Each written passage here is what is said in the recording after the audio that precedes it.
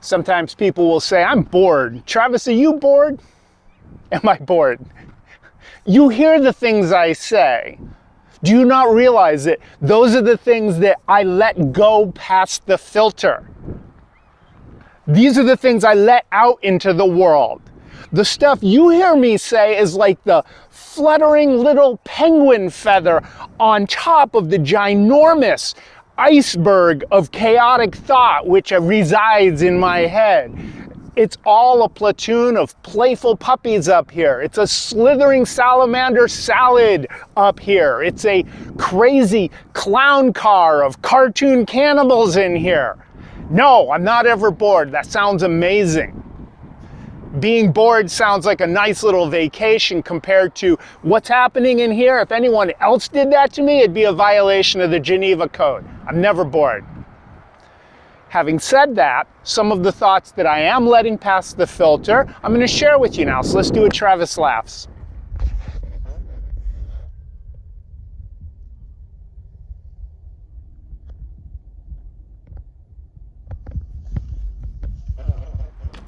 Something fascinating that occurs on occasion after I've spent a lot of time building a joke and tweaking it and putting nice little spin at the end. I'll tell a friend of mine to see what their reaction is, and they'll go, oh yeah, that's a great joke. I've always liked it. I remember when I first heard George Carlin tell it.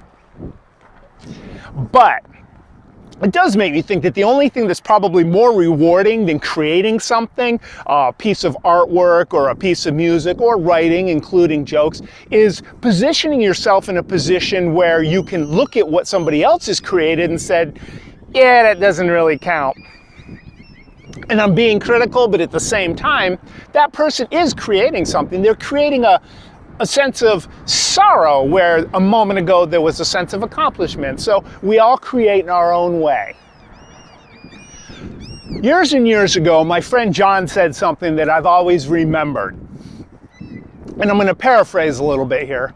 But what he said was, when I do something wrong or make a mistake and it hurts somebody or inconveniences them, I will apologize for that and I will feel badly about it. But if at any point they say, yeah, you should say you're sorry, then I don't feel bad about it anymore. I'm done apologizing. I'm kind of glad it happened now, because really, if you're going to be such an ass, let's face it, I'm like the agent of karma.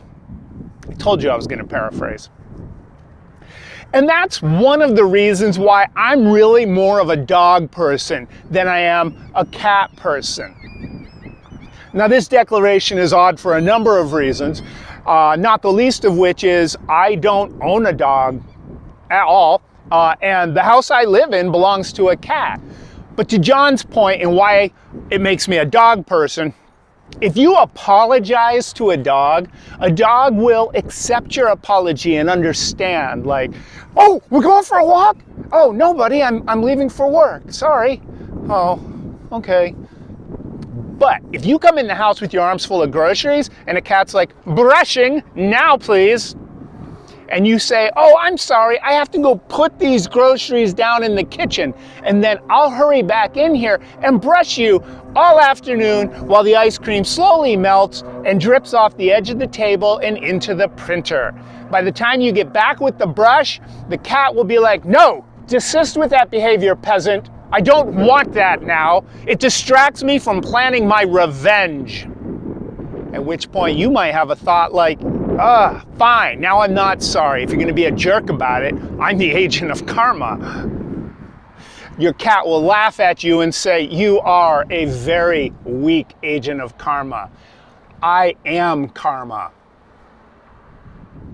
I think it's really important as you travel through this life to maintain your appreciation for beauty, your curiosity about the things around you, and a childlike wonder when you see amazing things. Like yesterday, I was in downtown Anchorage, and as I pulled over to park, I looked up. We have this 20-story building, entirely glass exterior, and the sun was hitting it just right, and I was just, wow! We have got a lot of birds shitting in this town. After I left there, I saw what might be the most reckless human being I've ever seen. It was a pedestrian crossing the street wearing all camo. I feel like maybe some of you are still kind of hung up about the cat thing. Like, am I being mean to my cat? No.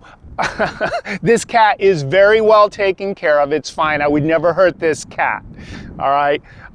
In fact, I would even say I love this cat if it wasn't for the fact that it would put an irritating smile on my wife's face. She likes to, actually, let's just make this a public service announcement. Ladies, when you say to your man, "Oh, big tough guy, look at you just loving on the little fluffy, you're so sweet." I know that you mean a kind thing. We know that. We know you love us, but just so you know, once you filter that comment through the way the male ego works, you might as well have said, "Oh, look at the big tough guy. If you were in jail, you'd take whichever bunk your cellmate told you to, you big sweetie." Take that for what it's worth. But really, I would never hurt the cat. Although lately, she comes flying towards me as I come in from outside, and she's trying to get past me out the door so she can go and explain to the world at large that she is alpha and she is worthy of worship. And I have to use my foot to block her and kind of, get her back into the room in a way that I am sure, were my son to watch it, he would get a little bit upset with me. Because he loves the cat and he's a very good pet owner and he protects his little friend. And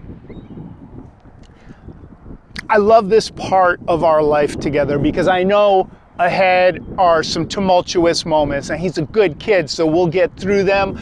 But at the same time, there's gonna be a day when I come home from hunting camp or a fishing trip and he will have had a party at the house and some of my things will have gotten broken or gone missing, and I'll have to sit him down and have a stern conversation about responsibility. But he's so smart that I'm pretty sure the conversation will evolve into something like, "Father, I understand if you need to take your anger out on me at this point, but I think we should revisit a couple of things. You have taught me to be a kind person, a friendly person, to treat other people with trust and respect, and to try to make the world a better place. And to that end, I invited my friends to a party that would make them happy, and I trusted them to behave properly, and something of yours went missing or got broken, and I'm sorry that that happened, but I think we should probably focus on the fact that